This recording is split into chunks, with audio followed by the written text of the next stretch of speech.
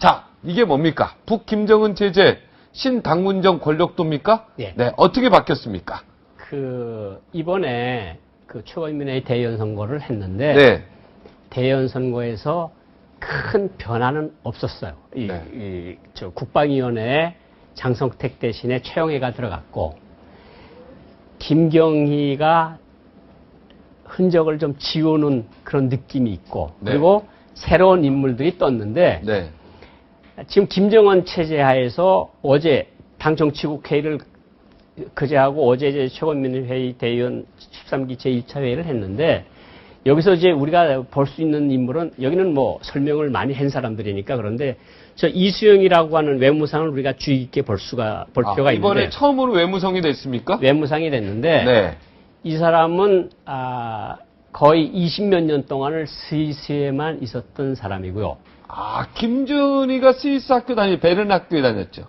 이때 이수영 대사가 계속해서 있었는데, 네. 이수영 대사가 좀 특이한 직책을 가지고 있었던 게, 네. 당중앙위원회 서기실, 그러니까 김정일의 서기실 부부장 겸 제네바 주재 대사를 했어요. 네. 이런 거는 북한 역사에서 약간 특이한 존재인데, 네. 이수영 대사가 가서 한 여러 가지 일들이 있겠지만 가장 중요한 일은 역시 김정일이 가게, 자식들을 돌보는 것이 가장 중요한 업무 중에 하나였고, 스위스 대사. 스위스 대사. 그러면서 김정은이 이수영 대사하고 인간적인 관계를 맺었다는 거죠. 그러니까 김정은이 새로운 권력자로 등장을 하면서 자기 주변에 보니까 할아버지 때 인물, 아버지 때 인물들만 보이고 자기 사람은 한 명도 없습니다. 네. 바로 이수영이 자기가 직접 테스트를 하고 자기가 직접 믿을 만한 사람이 바로 이수영이었다. 그래서 이수영이가 하병투자위원회 위원장도 했고, 네. 장성택과의 관계도 어느 정도 좋았는데, 결국은 저렇게 화려하게 부활한 걸 보면 역시 김정은의 마음속에는 자기가 유학 생활을 할 때 자기 생활을 돌봐준 이수영 대사가 강하게 이미지로 남아 있었다. 그래서 지금 북한 외무성 상태를 보면요, 김정일이 올라와서부터는 일부부장 제도가 계속해서 있었습니다. 이종목 제1부부장이 있었고, 김충일 제1부부장이 있었고, 그 유명한 강석주 외교부 제1부부장이 있었고, 그 다음에 지금 김기관 제1부부장이 있었는데, 김정은은 아니다. 이수영이를 외무상으로 임명함으로써 이수영한테 외교를 다 맡기는 그런 형태로 됐고요. 이수영이 앞으로 오라스컴이라는 회사 이름 모릅니다. 이집트에서 북한에 핸드폰을 가지고 들어간 회사가 오라스콤 회사입니다. 이집트에서 핸드폰 회사가 북한에 들어가는데, 네. 오라스콤 회사. 네. 그것을 데리고 들어간 사람이 바로 이수영 대사입니다. 이수영 대사가 오라스콤을 가지고 들어가서 지금 핸드폰 하는 게 300만 명 정도가 핸드폰을 쓰고 있고, 그러니까 김정은으로서는 자기가 믿을 수도 있고, 외교에도 능하고, 외국 투자를 받아들일 수도 있는데 아주 유리한 위치에 있는 이수영을 임명함으로써 저 사람이 단숨에 정부 쪽에 중요한 인물로 부상을 했다. 이분은 장성택과 관계 없습니까? 장성택과 친했는데, 친했죠. 장성택보다는 김정일과 김정은과 더 친했다고 보시면 될 겁니다.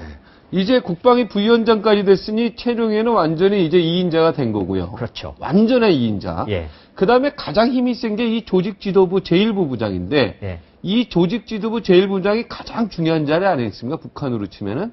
제가 잠깐 여기서부터 네. 말씀을 드리면요. 최영해가 장성택이 가지고 있던 국방위원회 부위원장 자리를 꿰찼는데, 네, 꿰찼죠. 당중앙군사위원회 부위원장, 네. 당중앙군사위원회 위원장은 김정은입니다. 네. 국방위원회 제1위원장은 김정은, 네. 부위원장은 최영해. 최영해 말고도 오국렬하고 오국렬이하고 다른 사람, 이용무라는 사람이 있는데, 네. 이 두 사람은 나이가 다 많고 이미 이제 90세가 다 가까운 사람이라 이 사람이 이제 국방위원회를 실질적으로 끌고 갈 겁니다. 네. 그리고 당 정치국 상무위원회 위원이고, 네.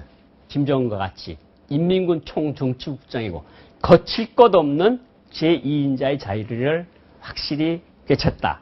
그리고 여기에 국방위원회 새로 진입한 인물이 군단장 출신인 장정남, 요 가운데 있는 인물이 들어갔고 김원홍이가 국방위원회 위원으로 들어갔는데 이건 뭐냐면 앞으로 김정은이 이 인민무력부하고 국가안전보위부, 인민군 총정치국 등 군사력을 쥐고 통치를 하겠다. 그러니까 나는 공포정치를 하겠다. 이런 의미로 볼 수가 있고요.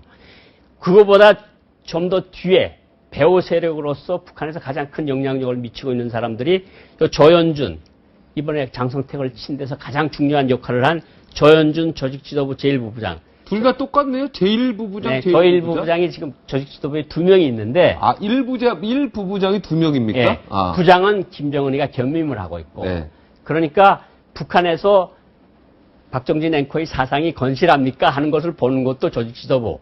제일 무서운 곳이죠. 네, 그러니까 우리로 치라면 뭡니까, 여기가? 청와대입니까? 조직지도부가 하면 인사하고 네. 사상 동향까지 다 보는 거니까 대한민국엔 없는 거죠. 없는 조직이죠. 없는 조직이죠. 그런데 제가 조연준이라는 사람은 제가 잘 모릅니다. 그런데 이 황병서라는 사람은 제가 평양에 있을 때 몇 번 본 사람인데 이 사람이 조직지도부에서 무슨 사업을 기본으로 했는가 하면 장군들을 임명하는 게 이 사람이 했어요. 네. 황병서가 조직지도부 간부 사과 과장을 했거든요. 오랫동안 부부장을 하다가 이번에 제1부부장이 됐는데 일설에 의하면 고영희하고 매우 가까웠다.